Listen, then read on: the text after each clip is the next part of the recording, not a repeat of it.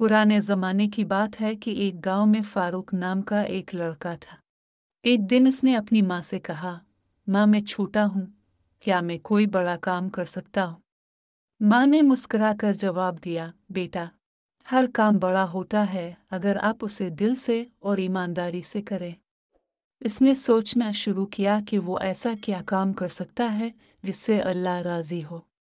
उसने फैसला किया कि वो गर्मी के दिनों में सड़कों पर मौजूद लोगों की मदद करेगा। चुनांचे इसने गर्मी के दिनों में ठंडे पानी की बोतलें उन लोगों को देना शुरू की जो धूप में काम कर रहे थे। वो लोग बहुत खुश हुए और लड़के के एहसान का शुक्रिया अदा किया। फिर इसी तरह दिन गुजरते गए और फारूक पूरे लगन से इस काम में लगा रहा। देखते ही देखते कई लोग इस खैर के काम में हिस्सा लेने लगे और गरीबों, मजदूरों और राहचलतों की मदद करने लगे। असलम भाई कोजू के इस गांव के एक मालदार शख्स थे।